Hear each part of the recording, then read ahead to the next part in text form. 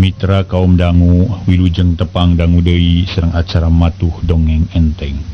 Mang Jaya sapara kanca bade neraskeun hanca dongeng nu katunda carios nyambung judulna Talaga Hideung karya Kileksa. Ayeuna nincak bagian ka-41.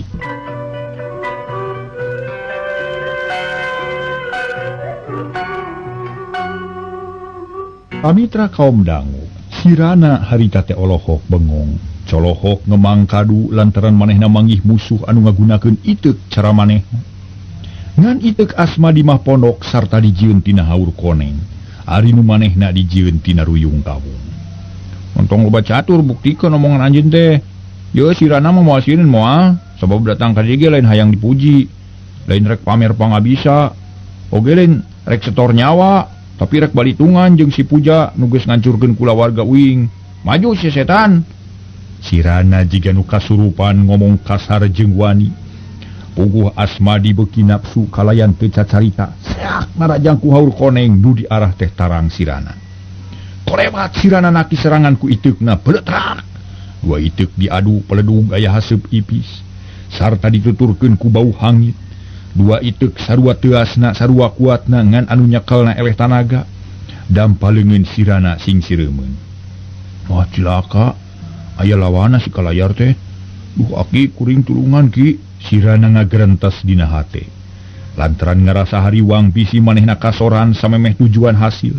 Ari Asmadi geus teu boga kaera, sabab geus ambek ka sirana najan ngalayanan budak oge tarungna teh dinyakeun, elmuna dipake saayana. Seak narajang rek nyabat beheung sirana.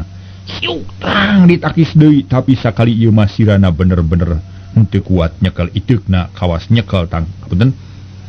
Nyekel iteuk teh kawas nyekel tangkal kalapa teu kakeupeul sarta asa berat pisan. Peluk iteuk sirana murag. Heat ditajong ku Asmadi celeng kanu bala. Sakicep iteuk geus eueuh atuh para mitra. Harita teh sigana mah iteuk mah nyumput bunina keur cicing dina rungkun saliara. Sirana beuki geumpeur kawani geus ngurangan lantaran yang hareupan lawan nu bener-bener kuat bakapaksa manehna mundur. Wantong manur geus mundur sia bebenyit, kajaba lamun ninggalkeun hulu deuleu, ceuk Asmadi bari ngayunkeun haur koneng. Maksud rek narok tarang sirana tapi kolepat belentrang haur koneng anu nyabet. Bijil cahaya ngaburisat sarta hareupeun Asmadi aya batu segede muncang. Ngagoler teu jauh tina indung suku. Asmadi colohok bengong manehna reuwas narima kanyataan kitu lantaran mun si batu keuna kana tarangna geus kasawang kumaha akibatna. Sanu ngabongohan ka aing? Sanu licik jeung curang? Lamun nyanyi lalaki bijil, kurang ngadu jajaten secara satria. Montong susulumputan ari nyawa jago. Asmadi ngagorowok nangtang kanu bieu ngabongohan. Corelat celeng aya nu luncat tina rungkun clek nincak lemah hareupeun Asmadi. Barang bre hiji aki-aki nu pakeanana sing sarwa bodas melawong ka beungeut Asmadi. Anjeun nu ngahalangan nyat kami, naon maksudna? Ceuk Asmadi bari mureleng ka aki-aki. Tapi najan kitu oge hatena mah ngageter. Teu salah ujang. Teu salah. Aki nu ngagagalkeun niat ujang teh. Ari sabab aki teh teu hayang nyaksian hiji anak jalma dipaehan ku jalma sejen.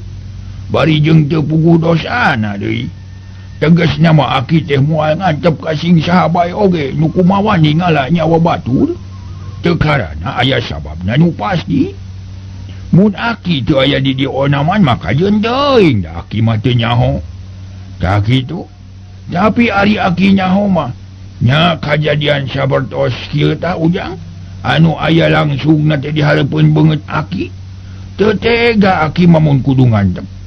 Tah kulantaran kitu hampura mun aki pipilueun kana urusan ujang. Cek si aki bari teu weleh imut. Tapi karasana ku Asmadi meuni matak panas kana hate. Asa dihina jeung disapirakeun. Naon aki-aki beot? Diringin teh teu aya sabab nu pasti. Dasar aki-aki pikun. Kumaha wani mastikeun bari jeung tetalanteur tatanya heula. Kami moal pati-pati ngalah nyawa si benyit lamun teu karana aya sababna. Mata kitu ge aya sababna ngan anjeun teu nyaho. Aki nyaho. Sabab aki teu geus lila nalingakeun kaayaan di dieu. bisi ujang hayangnya sirana teh incu aki nu ngahaja diutus sinak ka dieu pikeun ngajalankeun tugasna salaku pamuda nu ngabogaan tanggung jawab pikeun numpes kajahatan nanyeulkeun keadilan ngabelaan diri jeung kulawargana oge ngajalankeun amanat tinu jadi guruna. Ai sirana teh budak nu istimewa ujang sabab dina umur anu can sawawa geus wani ancrub kana kancah nu sakieu bahayana wani nanonkeun pati pikeun ngabelaan keadilan jeung bebeneran tapi naha anjeun kumaha wani rek metik patina naha anjeun geus yakin yen si Puja teh jalma bener. Aki-aki nyarita beuki tandes malah mah bari pepeta sarta mureleng ka Asmadi. Oh sirana teh incu anjeun mun kitu mah dalam kaributan teh taya deui iwati anjeun meujeun we mun urang tarung jeung kami sabab kami ge ngabelaan harga diri ngabelaan bebeneran cek Asmadi ngagilirkeun iteukna bari panon melong ka aki-aki.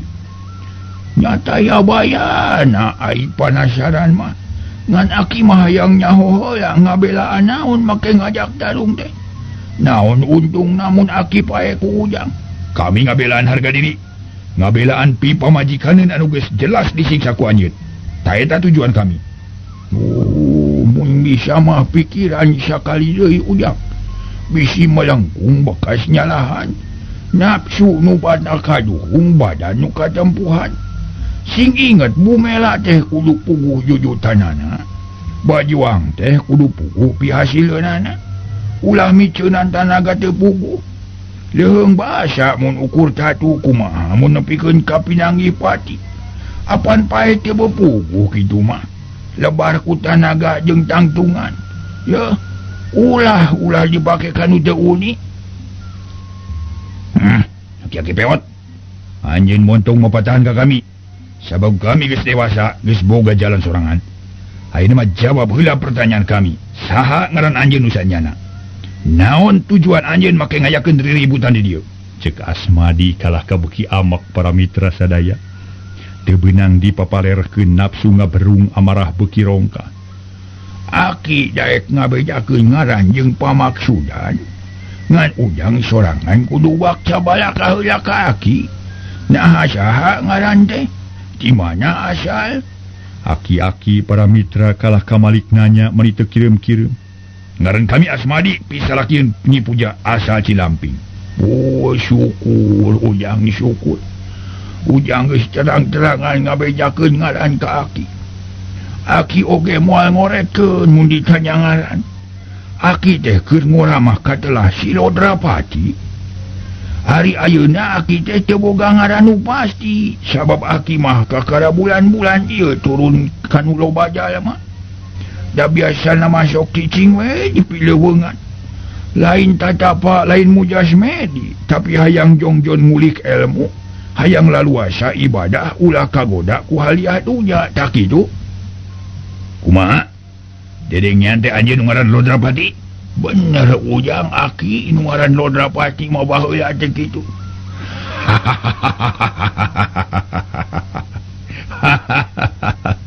Atuh sarua we jeung ora nyampeurkeun paneungeul. Kami geus lila neangan nu ngaran Lodrapati, geus bosen ngider neangan anjeun ka kulon ka wetan ka kaler ka kidul, syukur ayeuna datang sorangan. Satore nyawa ka kami kira papatkeun jampe paeh geura samat inung bapa mun boga keneh sabab poe ieu poe bungsuna pikeun anjeun kami rek nalasan pati. Cek Asmadi bari maju salengka. Iteukna dicekel pageuh pisan nguntuk nguyup ngalawan aki-aki. Da cek pamikirna ningali waruga mah aki-aki model kitu disuntrungkeun ge moal teu ngajengkang tuluy rubuh. Ih nuhun atuh nuhun pisan ari ujang bisa maehan aki mah. Hari sabab aki teh geus lila ngarep-ngarep datangna malakal maut. Sabab geus hayang paeh mun meunang nawar tia mah ta ayeuna ujang boga niat kitu sakitu hadena. Nya hatur nuhun. Aki teh narimakeun pisan kalayan kabungahan. Asmadi ngahuleng ngadenge omongan si aki kitu. Lantaran saumur nyunyuhun hulu kakara ayeuna mangih jalma nu nawar hayang paeh. Sakedapan mah colohok bengong. Asmadi teh asa teu percaya kana dedengianana. Pernah ujang geura jalankeun aki mah moal arah moal subaha. Ya memang geus lila ngarep-ngarep datangnya ajal teh. Aki bakal sugemaha teh mun ujang bisa maragatkeun nyawa aki ayeuna pisan. Kurang ajar asakeun yeuh. Asmadi jadi nafsu lantaran asa dianggap remeh. Seak nyabetkeun itu kana tarang si aki belentang kawas neungeul wajah. Asmadi colohok panon teu ngiceup-ngiceup bakat ku heran, tapi tekung silila mundur deui rek ngawahan. Ilmu kadugalan jeung ilmu-ilmu sejen di wejang sangkan tanagana tambah sabaraha kali lipat. Sanggeus ngarasa cukup, seak narajang deui. Nu diarah beungeut si aki belentang kawas mabuk cadas. Asmadi teu eureun. Hiuk ngayunkeun deui itu, cebet kana puhu ceuli. Si aki teu regrog-regrog, kalah ka nyerengeh seuri semungahina. Matak panas kana hate, tungtungna Asmadi merekpak neungeulan bari ngerahkeun tanaga saaya-aya. Tapi batan rubuh si aki kalah ka nangkep harigu, bari neuteup ka Asmadi nitenan gerakanana. Asmadi ngarasa taak reg eureun bari ngahegak. Kesang ucura minuhan dada jeung tonggong pakaian baraseuh jiga Asmadi. Asmadi ngarasa gimir teu wani deui narajang. Jajantung ratug hate pating sareblak beungeut pias. Hehehehe. Nyaku naon nu make cicing bae jalu. Hayo geura paehan aki teh. Moal ngalawan aki mah sabab geus hayang pae. Hayang bebas tina kahirupan nu sing sarwa samar. Aki mah ridho mun diala nyawa ku ujang teh. Asmadi ngadeg-deg kesang bijil sabulu-bulu tina tarang renung dina dada nyorolok cuu. Breh Asmadi daku hareupeun aki-aki terus nyarita bari ngagolerkeun haur koneng. Aduh, ampun aki. Abdi nyangakeun badan sakujur rumaos abdi teu kiat. Nyangakeun beheung teu-teukeun suku genteng belohkeun rumaos abdi parantos luka klanyap. His, nah aya jago elehan teuing. Sok udang geura laksanakeun ka hayang ujang teh da moal aya nu ngahalangan balina oge. Ampun ki, ampun. Abdi ampun, abdi nyangakeun sadaya-daya. Teu wantun neraskeun maksad nyangakeun bade dibeureum di hideung, ceuk paribasana disik-sik, dikunyit-kunyit, dicacak, diwalang-walang ge mangga nyangakeun. Tah salajengna atuh upami aki jembar manah mugi kersa ngahapunten tina samudayaning kalelepatan. Atanapi mugi kersa ngahukuman ka abdi anu ageng dosa. Si aki teu nemalan anggur ngareret kasirana. Nu tita tadi molohok lalajon nu tarung. Sanggeus aya kajadian kitu sirana nyampeurkeun pok nyarita ka Asmadi. Kang Asmadi, na bener anjeun teh talu ka aki kuring. Bener jang, akang talu ka tuang aki. Jawab Asmadi tanes. Namun nya talu kudu nurut kana kaayang jeung parentah ti kuring, sabab dina kaayaan kieu mah kuring nu boga kawasa. Kudu kumaha akang teh, ujang? Tewak si Karji jeung si Uhyi satulina cicing ulah pipilueun sabab engke nyawa sorangan kana akibatna tah sakitu, cek sirana Daryana. Manehna marentah ka Asmadi. Gampang, moal berat ngajalankeunana. Tapi kumaha nasib Nyi Puja? Itu geuning masih keneh jejeritan menta durung. Manehna teu bisa hanyat ka darat sarta teu bisa ngojay. Eta teh pipa majikaneun akang, mun perlu ditulungan. Asmani nunjuk kana talaga nu geus memang aya keneh Nyi Puja kokoceakan cara tadi. Kuring geus lila ngarancanakeun ieu kajadian teh. Ngahaja hayang nyiksa jeung ngancurkeun kajahatan Nyi Puja. Ayeuna mulah loba nawar bandunganna ku akang. Naha naon bakal kajadian. Mun akang teu ngagugu kana omongan kuring kudu daek narima hukuman nu berat. Asmadi ngahuleng. Panon melong kana talaga harita teh cai talaga ngagolak beuki mota. Dibarengan ku sora anu seah. Awor jeung sora angin anu taya reureuhna. Belah kaler kadenge pating gorowok diselang ku pating galonjerangna pakarang nu diadu. Sarma jeung Paringga can hasil ngarubuhkeun musuh-musuhna padahal mamang Uhyi jeung Mang Karji geus taratu. Waktulah dibeakeun teu puguh, anjeun kudu boga putusan rek kumaha mun geus kieu, rek nurut ka kuring atau rek narima kana hukuman. Sirana tumanya bari neuteuk. Asmadi ukur narik napas panon heuteub ka aki-aki. Jang Asmadi, daya deui nu pantes dipilih ku ujang iwati nurut kana omongan sirana. Sabab ieu teh keur kasalamatan sararea, lain keur kapentingan pribadi sirana. Pek gugu ka hayang sirana, cek aki-aki nu ngaran Lodrapati. mere saran ka Asmadi. Kumargi abdi tos taluk, abdi sejang ngiringan kana naon-naon anu disaurkeun ku Aki. Mangga abdi bade ngalaksanakeun parentah sirana. Asmadi nangtung manehna geus boga pamadegan nu kuat, rek ngagugu kanu ngaran Silodrapati, rek satuhu kana parentah sirana, atuh sirana teh bungaheun lantaran manehna boga kakuatan anu lain saeutik sabab jago-jago ti Cilamping geus aya di pihak manehanana. Kang Asmadi bisi akang teu nyaho paringa jeung Mang Sarmo geus ngahiji sarta ayeuna keur ngajalankeun parentah ti kuring. Tu nu tarung teh Mang Sarmo jeung Kang Paringa. Ku akang kudu dibantu sangkan perjuangan teh rengse. Mun badegana nu dua geus rubuh kari ngakalan si Puja nu ayeuna keur aya dina talaga. Paringa. Asmadi kaget tuluy nelek-nelek kanu keur tarung. Tetela teu nyalahan harita Paringa keur ragot ngalawan Mang Karji. Rek kumaha ayeuna kari milih-milih we Kang. Sirana ngemplong hatena lantaran musuh-musuhna geus ngartieun kana tujuan manehanana. Asmadi teu ngomong deui.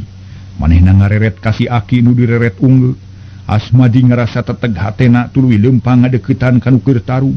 Sanggeus deukeut kerok ngagorowok. Karji, uji, marane kudu taluk. Mun teu ngagugu kana omongan kami anjeun duaan bakal cilaka. Nu tarung ngadak-ngadak eureun. Patinggal ieu kanu nyarita Paringa ngajenghok sabab teu samar.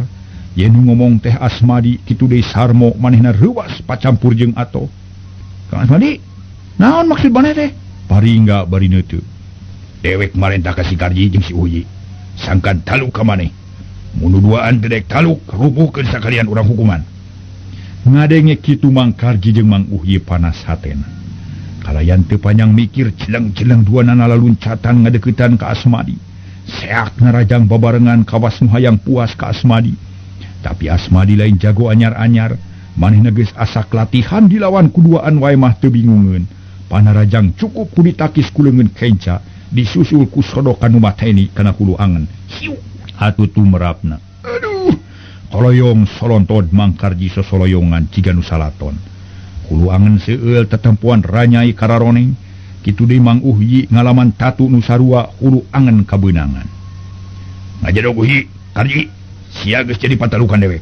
Cek Asmadi bari molotot. Tapi nu duaan kalah kekerot bari ngusapan dada. Maksudna marek ngalawanan sakuatna, sabab taya niat pikeun taluk ka musuh jeung tibatan taluk leuwih hadep paragat nyawa. Heh?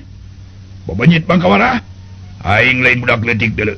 Aing lain manusia nu epes meer jeung ipis buri. Teu cara sia ngeplek jawer ngandar jangjang. Pikeun aing jeung tibatan taluk leuwih hadep pejah dada. Cek Mang Karji bari ngacungkeun peureup. Panon molotot beureum. Hai teu beunang dipikanya sia. Hayang modar Karji. Asmadi ambek seak nganyabetkeun haur koneng kana terang Mang Karji. Leplos haur koneng nyabet angin. Mang Karji cengkat bari ngasupkeun peureup. Atuh panarajang maksudna marek ngarogok ti koro Asmadi. Tapi haur koneng leuwih kesit nyamer kana careham Mang Karji. Hiu cabrod. Kuak Mang Karji ngagero bari nyeklan careham. Sukuna ngadak-ngadak leuleus. Manusia kurang ajar, modar si Asmadi. Mang Uhyi panas hatena sebrut narajang ka Asmadi. Tapi nyerang ngagagabah leungin anu nyerubuk di papag haur koneng. Hiu cabet kana pepeuteyan. Kuak Mang Uhyi ngoceak tuluy ngarempeyak rubuh sirahna lieur. Dua musuh geus rubuh teu kuat deui ngalawan tapi kacida mata kreuwasna. Sabab sarek ditalikung ku Asmadi nu duaan teh ngorejat. Tuluy lumpat kanu buni perebet Sarmo jeung Paringgang hudag. Tapi teu kasusul, Mang Karji jeung Mang Uhyi ngiles teuing ka mana. Jigana bae boga jalan Rusia, nu ngahaja dijieun keur nyalametkeun diri mun aya bancang pakewu. Kulantaran musuh teu beunang Sarmo jeung Paringga baralik deui nyamperkeun ka Asmadi. Nu colohok hanya kaleun, akhirna limaan ngariung deukeut durukan. Sirana ngajega bari nyekel iteuk si kalayar. Perkara si Karji jeung si Uhyi keun bae antep heula. Isukan lamun geus caang bulan, urang teang deui ayeuna mah leuwih hade urang ngakalan si Puja we. Ngakur kumaha newakna, sabab manehna cicing di tengah talaga jejeritan bari nepakan cai talaga. Cek sirana bari neuteup ka aki-aki. Manehna menta pituduh ti aki-aki nu loba pangalaman, tapi si Aki teu buru-buru ngajawab kalah ka muralang Panji Puja, atuh tetep jejeritan menta tulung awor jeung sora cai anu ngaguruh kadengena.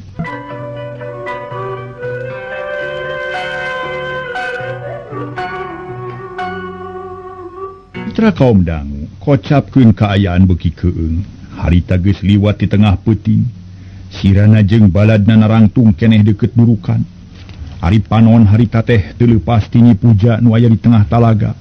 Sirana tuluy mikir neangan akal sangkan pisan newak Nyi Puja. Sabab hayang nyetorkeun ka akina dina kaayaan hirup-hirup, lila-lila ras inget ka Paringga jeung Asmadi, nu ceuk obrolan sarmo, gagah sarta kuat teu leuem lila. Kang Paringga jeung Asmadi kuring rek minta tulung pikeun nyokot Nyi Puja di tengah talaga. Cingsan wani turun sarta saha nu sanggup newak Nyi Puja. Laksanakeun ayeuna mun wani, ceuk Sirana ngareret ka Paringga tuluy neuteup ka Asmadi. Keun akang rek turun ka talaga, jawab Paringga tuluy singkil rek turun ka cai. Tapi berang brus kana cai koceak Paringga ngoceak tuluy luncat ka darat. Nu kunaon Kang Paringga? Sirana reuwaseun. Waduh, cilaka jang. Akang mah teu sanggup lah. Cai talaga panas. Siga digodog we, akang mah teu kuat ngojai dina cai panas mah. Panas? Panas dina naon, Kang? Sirana heraneun. Manehna teu percaya kana eta kajadian tuluy ngadeuketan cai. Leungin dianclomkeun lalaunan tetela bener. Cai panas meni nerep-tep gancang digenyatkeun deui bari pokna. Nya panas teh nya kudu kumaha atuh nya? Sirana neuteup ka aki-aki. Nu diteuteub can ngajawab kawas nu mikir heula sanggeus rada lila kakara nyarita. Rana ai pagawean hidup teh geus hampir tengahna. Ulah bingung ulah susah sabab moal burung hasil. Ngan ayeuna diperlukeun kasabaran pikeun nyewakna sarta kudu ngalaman tarung heula jeung manehna. Tapi waktu moal bisa dina mangsana peuting kudu ngadagoan beurang. Kitu ki babari atuh dagoan nepi ka isuknya ki. Dah kitu rana dagoan nepi ka beurang. Geus aya putusan kitu mah sarerea ngarasa tetegi. Tuluy milih tempat reureuh nu merenah. Sirana diriung ku Paringga jeung Asmadi katut sarmo kitu deui Akilo Drapati. Peuting eta sapanjang pisan karasana lantaran dipinuhan ku rupa-rupa kasieun jeung kahariwang. Cai talaga tuluy-tuluyan motah. Sora seah ngaguruh angin teu daek leler. Tatangkalan teu boleh pating pelenod dahan garing pating dorok-dok pun rek pungas. Sora angin ngaguruh handaruan dibarung ku sora anjing babau. Tapi para mitra panjang sakumaha panjangna oge peuting mah tetep aya tungtungna. Di wetan geus sumirat ku fajar dibagiakeun ku sora manuk saeran. Disada ti kajauhan dumadakan angin teh leler. Cai talaga teu motah teuing rada tentrem karasana. Sirana jeung baturna melong ka tengah talaga barang breh teh Nyi Puja keroroesan hayang kasisi. Tapi sukuna tetep aya jiga aya nununtangan atuh ukur ajro-ajolane bari jeung gura gero menta tulung ka badegana nu dua. Ki, euna geus waktuna salat subuh ki tapi si Puja tetep we kudu ditalingakeun bisi teu kanyahoan kaburna. Tak kulantaran kitu salat teh kudu pilih genti nya kinya. Cek Sirana bari cengkat talaunan. Bener ulah ini carerea ujang. Kudu giliran ajung atuh rek saheulakeun aki nu wani dieu. Cek Akilo Drapati ngajurungkeun ka nu ngora. Mangga tuki keun abdi ti payun. Yo jeung Kang Paringga nya urang di dieu sarerea engke ulah di dieu sarerea engke mun geus beres urang gantian. Nya jang sok lah. Ti mimiti harita eta dasar kudu kituna. Paringga nu baheulana tara ngalakonan salat diajak ku Sirana tuluy langsung daek. Atuh para wargi sadaya geus kitu mah ngarasa bagja oge lantaran para wargi beuki dieu beuki namihan jalmi anu hade katungtungnakeun. Model Paringga harita hatena leeh ningali kaayaan model kitu. Lamun geus kitu kuring senang Kang Paringga pokona mah tim mimiti ayeuna akang kudu tuluy ngalakonan salat sabab akang teh Islam. Mun ngaku Islam kudu ngajalankeun kewajiban salat. Urusan geus kaliwat mah ulah jadi halangan. Nu salat tinggalkeun nu bener ronyatkeun sanes kitunya ki. Sirana ngareret ke Akilo Drapati. Bener ujang kitu pisan pamadegan oki oge. Tiga tuh sok geus kitu mah geus beres mah. Para mitra sadaya nu sami-sami ngadangukeun ieu dongeng. Harita giliran salat anu teu salat harita nungguan kaayaan Nyi Puja. Atuh beres nu datang ta salat tuluy anu can salat gantian salat subuh. Ocapkeun kaayaan beuki caang jangjang peuting geus ngalingku.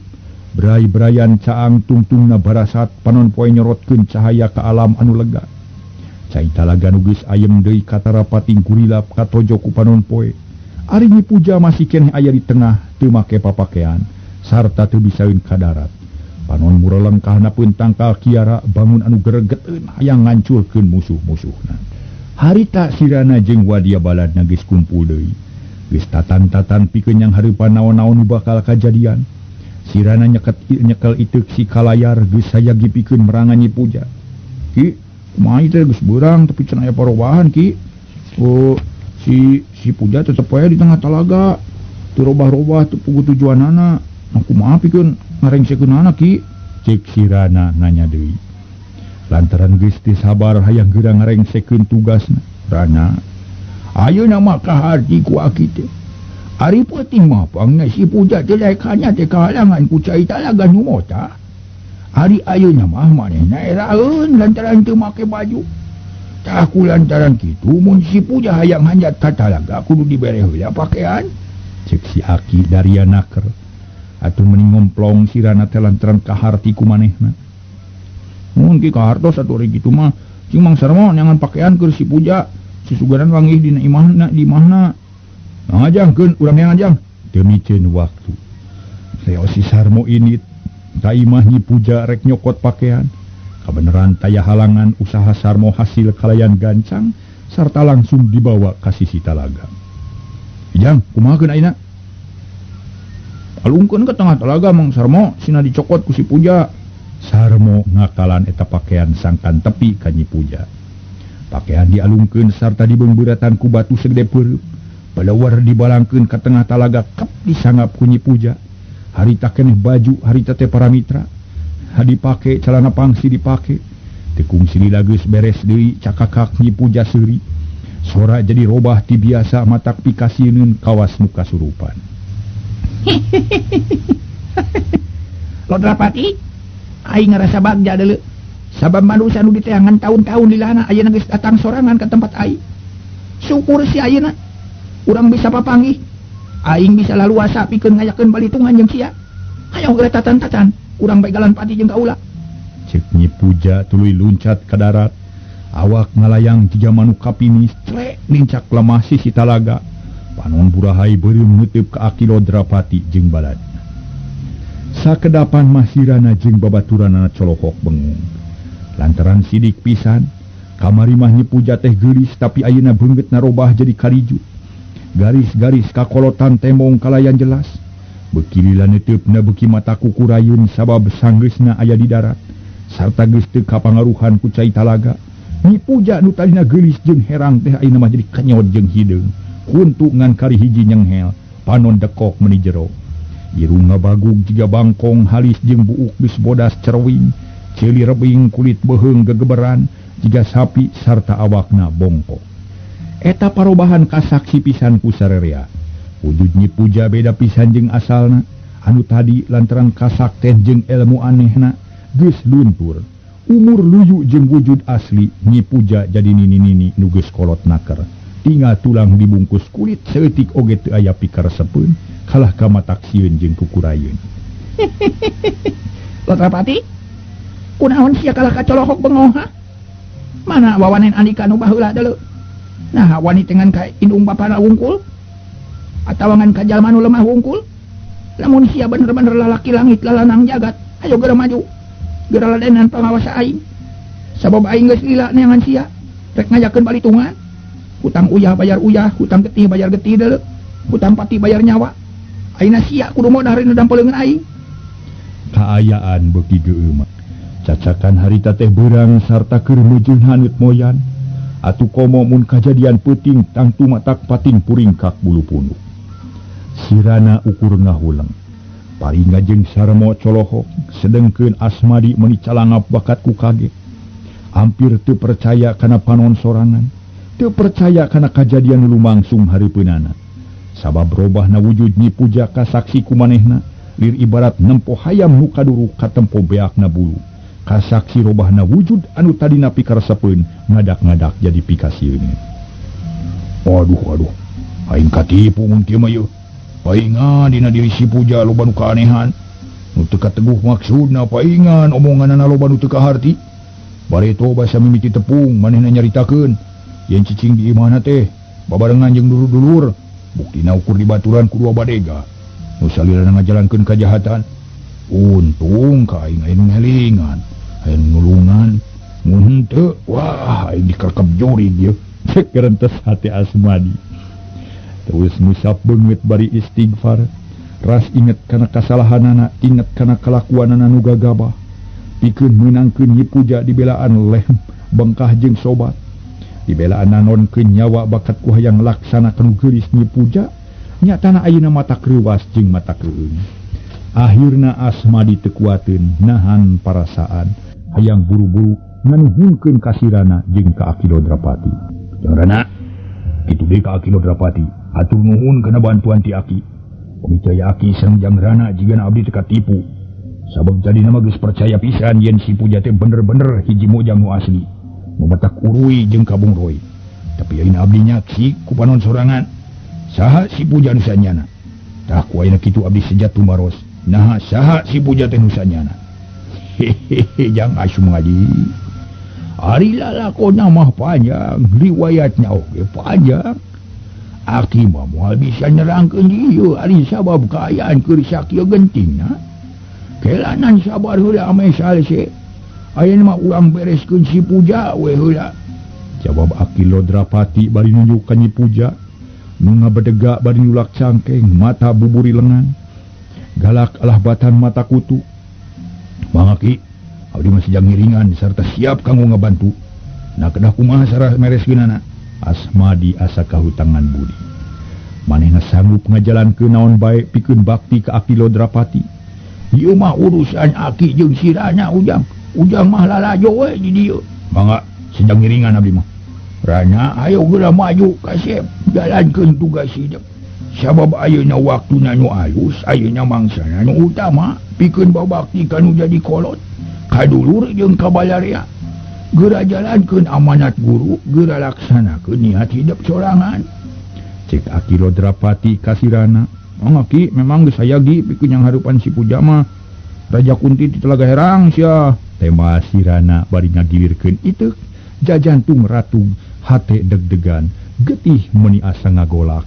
Kulantaran manehna adu hareupan jeung nu kungsi maehan indung bapana oge katut lanceukna.